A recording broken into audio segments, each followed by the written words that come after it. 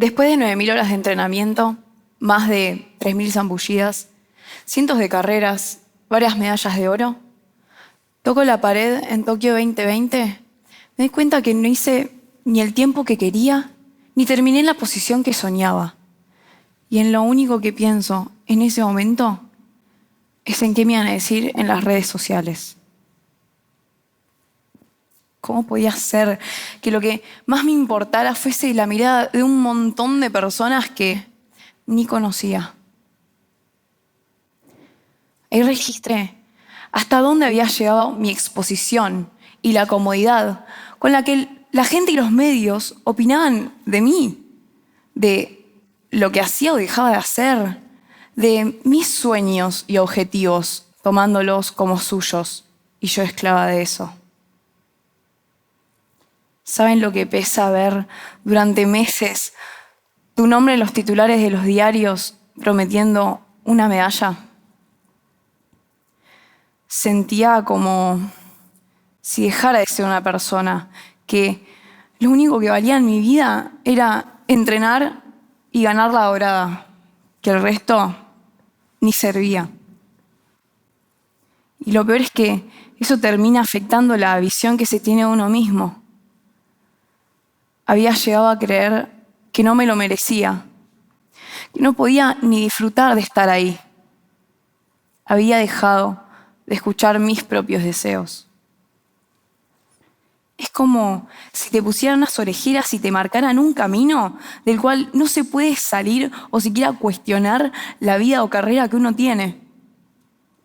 Me sentía sola, hasta que me di cuenta que compartía esa soledad con otros atletas.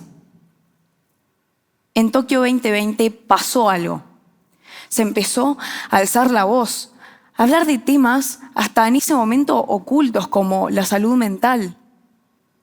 Y también a romper ese tabú de que éramos superhéroes sin fallas.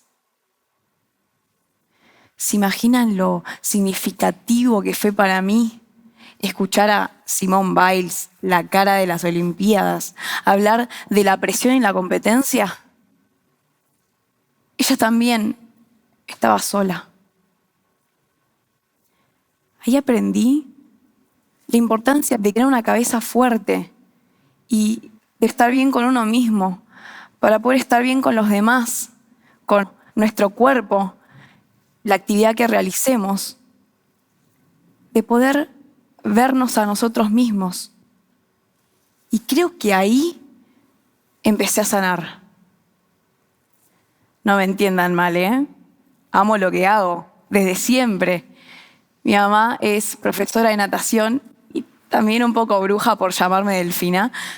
A los 8 meses me metió por primera vez en el agua y nunca más quise salir. Es mi segundo hogar.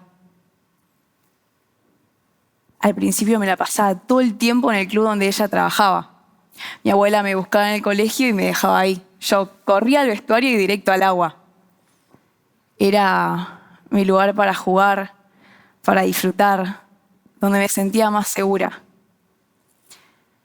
Ya a los 13 me di cuenta que quería algo más. Soy muy competitiva. Tenía hambre de ganar algo, lo que sea.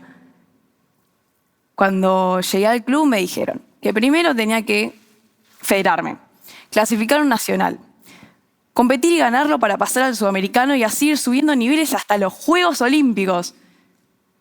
Yo dije, ya fue, vamos. Y cuando empecé a ganar y ganar, más crecía mi amor por la competencia y por el agua, por la adrenalina previa a subirme al cubo de partida y la sensación hermosa de haberlo dejado todo terminada la carrera. Crecía mi confianza y cierto ego también, que creo que todo deportista lo tiene, te lleva a querer ser distinto y querer ser el mejor. Pero también quienes me rodeaban me empezaban a ver más y creaban sus propias expectativas sobre mí. Sin darme cuenta me estaban colgando una mochila. Y esas miradas se fueron expandiendo más allá del ámbito deportivo. Al principio era todo copado, ver cómo te empiezan a pedir fotos, reconocerte en la calle, que lleguen invitaciones a lugares y eventos, que tu nombre y tu imagen empiecen a hacer algo. Aparecieron las grandes marcas de sponsors y la exposición en redes aumentó. Como toda adolescente, los likes se convertían en una muestra de aceptación social y yo los buscaba.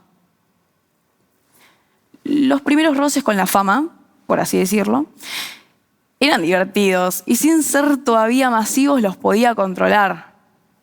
Incluso me di cuenta que podía motivar a otras personas, trascender más allá de una medalla al dejar una huella en sus vidas.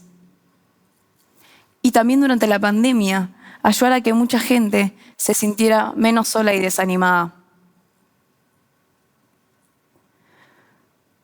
Pero como todo, hay un lado B.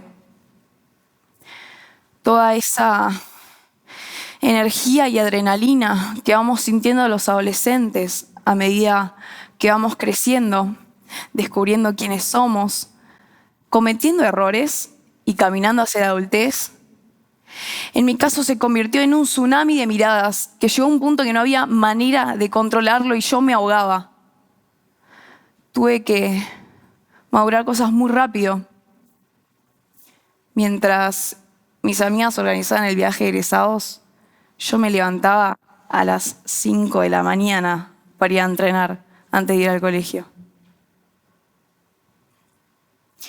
Cuando falleció mi abuela, horas antes de entrar a la Villa Olímpica de la Juventud en 2018, no la pude despedir hasta que finalizó la competencia.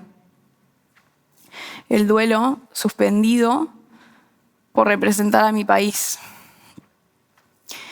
Y cuando finalmente llegué a mi sueño, a un juego olímpico, terminé inmersa en una guerra en las redes sociales donde me atacaban sin impunidad detrás de un perfil en internet,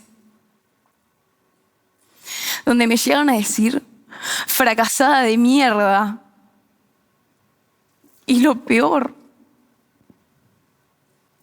es que yo me lo creí. Aprendí por mi cuenta, de frente a los golpes, surfeando olas prácticamente sola, rodeada siempre del cariño de mi familia y de otras personas que no eran especialistas en los temas que yo necesitaba. Tuve que aprender la forma de dar notas, de qué decir o no decir en las redes sociales, de qué manera, de cómo tratar una oleada de hate, de entender que las redes sociales era un tema artificial, que después en la vida real no me pasaban esas cosas, ni sufría esos ataques.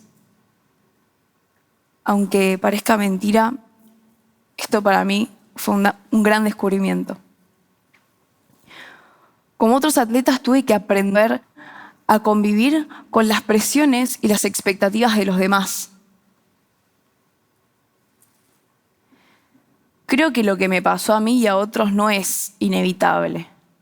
Creo que existen posibilidades de crear mejores barreras de contención con profesionales de distintos ámbitos para ayudar a cuidar a la persona que hay detrás del atleta de alto rendimiento.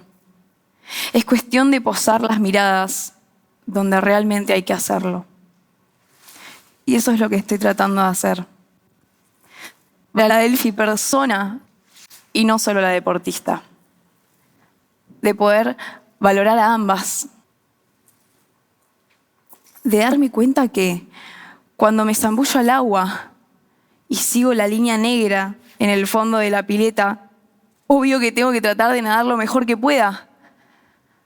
Pero cuando se acerca esa pared final, cuando llega el momento de tocarla y saco la cabeza del agua, lo único que tengo que mirar es a mi familia, a mis amigos, a mi abuela y a la Delphi Peque, que solo quiere jugar y que va a salir corriendo para volver a tirarse al agua. Muchas gracias.